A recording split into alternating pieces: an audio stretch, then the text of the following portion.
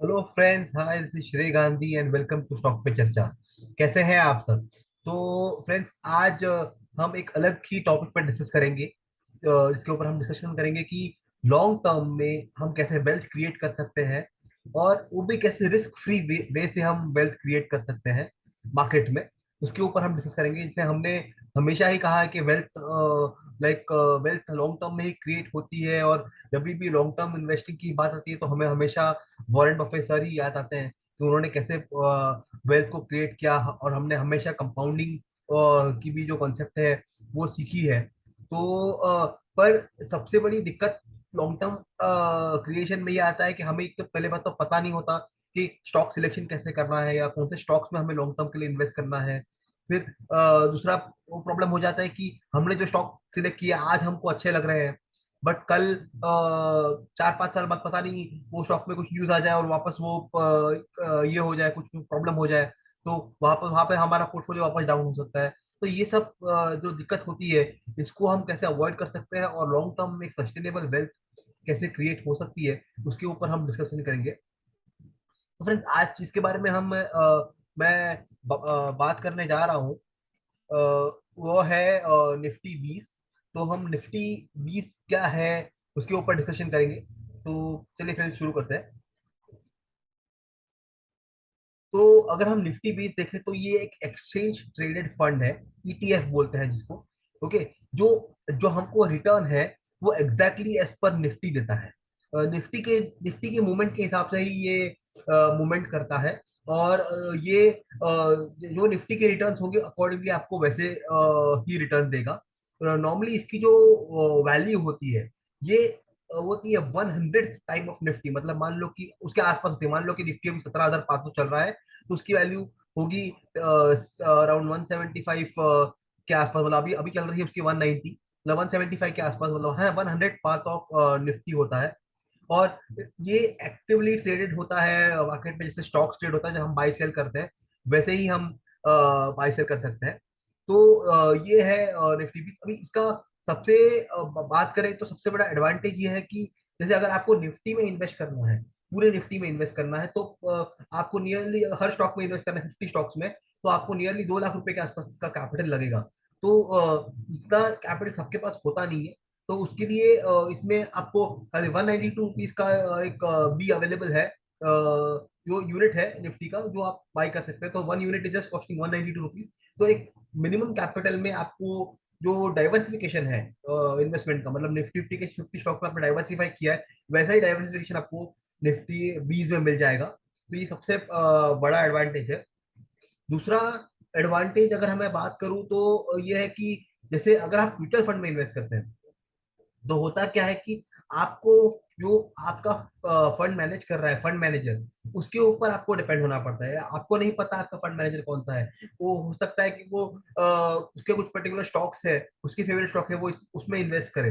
तो वो जो बायसनेस है फंड मैनेजर की, वो आप अवॉइड हो जाती है। इसमें तो आपको पता है निफ्टी 20 मतलब आपको निफ्टी 50 के स्टॉक में ही वो इन्वेस्ट करेंगे, और निफ्टी 50 के हिसाब से ही जो प्रपोर्शन है उसके हिसाब से ही वो डाइवर्सिफिकेशन होगा, और उसके हिसाब से वो रिटर्न देगा। तो आपको आपका पोर्टफोलियो पता है कि क्या कहाँ पे मेरे पैसे जा रहे हैं। आपको किसी फंड मैनेजर के ऊपर डिपेंड होने की जरूरत नहीं कि उसने कहाँ पे डाला, फंड मैनेजर का कितना एक्सपीरियंस है, क्या है। ये सब आपको टेंशन लेने की जरूरत नहीं है। तीसरा, जैसे मैंने कहा कि एडवांटेज जो इसका सबसे बड़ा है वो है कि ये सबसे लिक्विड फंड है। जैसे स्टॉक में जैसे हम बाय सेल करते हैं, वैसे ही हम उसको बाय सेल कर सकते हैं। अपने कोई भी डिमैट अकाउंट, ट्रेडिंग अकाउंट से कहीं भी आप उसको आप टाइप करेंगे निफ्टी 20 तो आपको मिल जाएगा निफ्टी का। और जैसे मैंने फोर्थ एडवांटेज है कि इन्वेस्टर को पता है कि उसका पोर्टफोलियो कहाँ है, कहाँ उसके पैसे जा रहे हैं। तो ये कुछ खास एडवांटेज है निफ्टी 20 के। अगर मैं डिसएडवांटेजेस की बात करूं निफ्टी 20 की, तो वो है कि इसमें डिविडेंड नहीं मिलता आपको। मान लो कि अगर आपने निफ्टी 50 के स्टॉक्स में सारे में 2 लाख रुपए डाल के इन्वेस्ट कर दिया, तो जो कंपनी जब डिविडेंड देगी तो वो भी आपको मिलेगा, क्योंकि आपने डायरेक्ट उसमें इन्वेस्ट किया है। बट इसमें जब आप इनडायरेक्टली इन्वेस्ट करते हो थ्रू निफ्टी 20, तो आपको डिविडेंड नहीं मिलता। ये एक ही मेन डिसएडवांटेज है निफ्टी 20 का। अदरवाइज कोई और डिसएडवांटेज निफ्टी 20 के लिए नहीं है। नहीं। तो अब हम बात करेंगे कि why Nifty 20 is better than investing in direct stocks, या फिर निफ्टी 20 एक रिस्क फ्री ये इन्वेस्टमेंट क्यों है।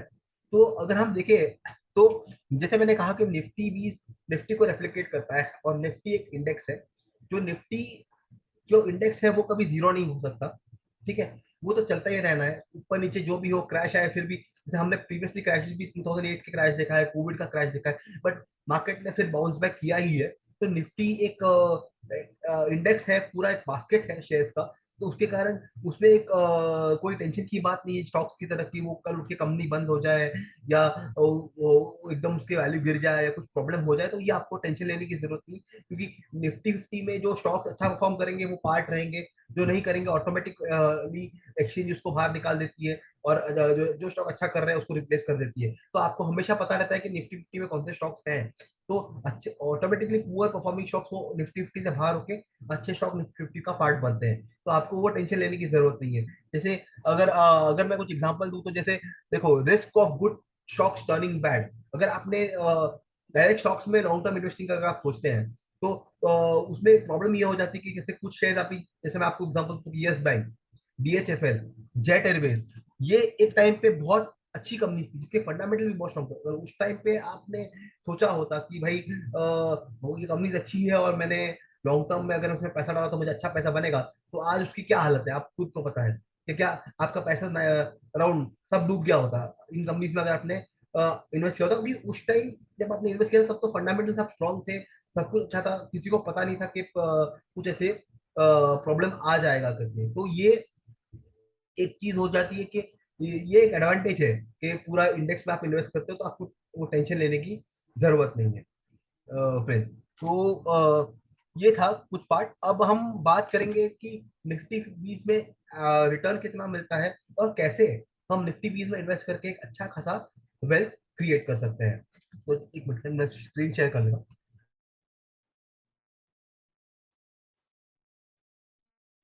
तो ये है निफ्टी 50 का एनुअलाइज रिटर्न्स जो निफ्टी 50 ने दिया है। तो अगर आप देखें तो निफ्टी 50 ने लास्ट 2022 से लास्ट 5 इयर्स और 10 इयर्स का अगर हम देखें, 10 इयर्स रिटर्न देखें, तो 13%, 10%, 5%, 14%, 8%।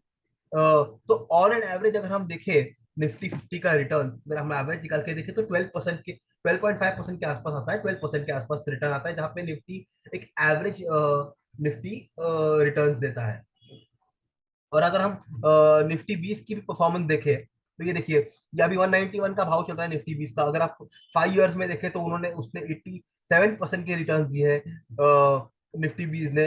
1 ईयर में अराउंड अभी 4% 2.19% है, 6 मंथ में 8.73% है। तो मतलब कहने का मतलब ये है कि लॉन्ग टर्म में अगर आप देखें 5 इयर्स में, तो आपको 87% के आसपास के रिटर्न निफ्टी 20 ने दिए हैं, जो इट इज फिनोमिनल रिटर्न। तो इसमें तो ये एक बहुत अच्छी बात है। तो अगर हम अभी एग्जांपल देखें कि भाई आप कितना इन्वेस्ट करेंगे तो आपको कितना कॉर्पस बनेगा लॉन्ग टर्म में, तो मान लेते हैं कि एक लड़का है जो अभी 20 साल का है, उसको अभी अभी जॉब लगी है, और उसकी सैलरी ज्यादा नहीं है, एकदम कम, और वो अपनी सैलरी से सिर्फ 4-5 हजार रुपये महीने का बचा सकता है।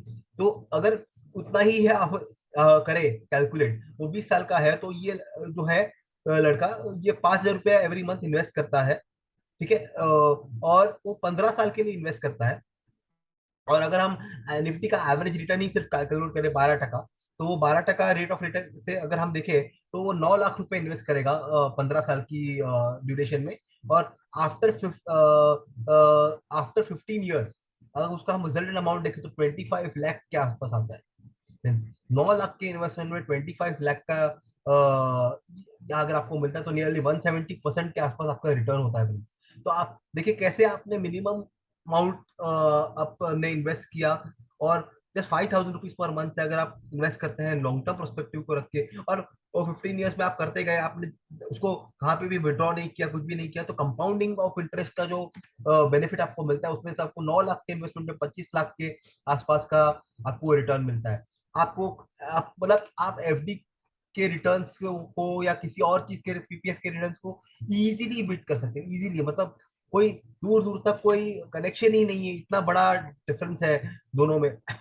कि अगर आपने 9 लाख रुपए एफडी में डाले होते हैं, तो आपको कितना मिलता है, अगर हम 5-6% भी पकड़े साल का, तो कितना रिटर्न होता है। यहाँ पे आपको 177% का रिटर्न मिला, 9 लाख का 25 लाख, मतलब और सबसे रिस्क फ्री, क्योंकि रिस्क फ्री में इसीलिए कह रहा हूँ क्योंकि निफ्टी तो चलती रहनी है। निफ्टी में तो कोई स्टॉक जीरो हो सकता है, कोई कंपनी बंद हो सकती है, बट निफ्टी कभी बंद नहीं हो सकती, इंडेक्स कभी जीरो नहीं हो सकता। तो सबसे सेफ इन्वेस्टमेंट ये है। तो ये बहुत बड़ा एडवांटेज है निफ्टी बीस का।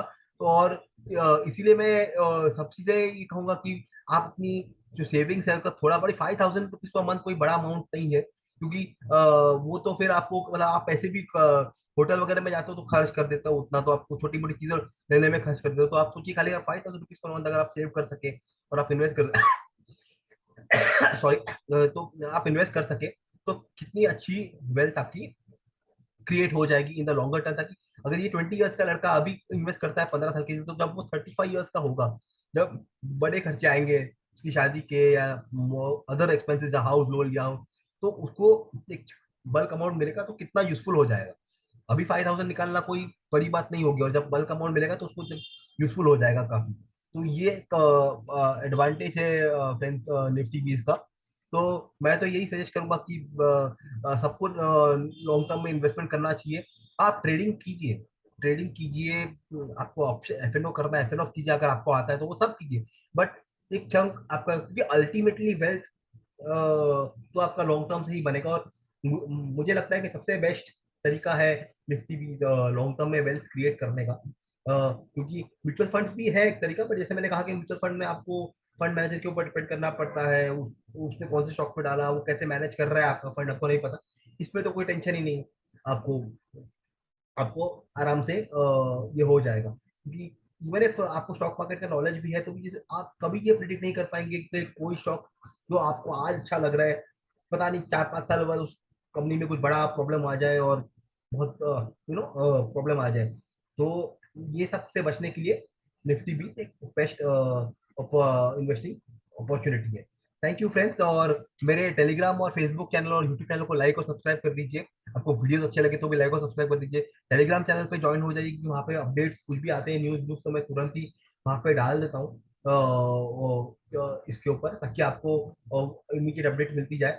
और आप मेरे से कोई भी सर्विसेज लेना चाहते हैं, जहाँ पे कोई पेड सर्विस लेना चाहते हैं, तो उसकी सारी डिटेल्स आपको डिस्क्रिप्शन में मिल जाएगी। पोर्टफोलियो आपको रिस्ट्रक्चर कराना है, या आपको कोई इंट्राडे या फिर आपको स्विंग ट्रेडिंग के लिए स्टॉक्स चाहिए, या आपको कुछ सीखना है कि कैसे टेक्निकल एनालिसिस और फंडामेंटल एनालिसिस करते हैं, तो वो भी मैं आपको ट्रेनिंग भी देता हूँ। आपको स्टॉक के हिसाब से आपको गाइडेंस चाहिए तो उसके हिसाब से भी आपको मिलता है। आपको म्यूचुअल फंड्स में कोई गाइडेंस चाहिए तो वो भी आपको डेफिनेटली मिलेगा। तो फ्रेंड्स आप मुझसे कांटेक्ट कर सकते हैं, डिस्क्रिप्शन में मेरा नंबर भी है, डिटेल्स भी है, तो आप मुझे कांटेक्ट करके मेरे से कनेक्ट कर सकते हैं। Thank you friends and happy investing.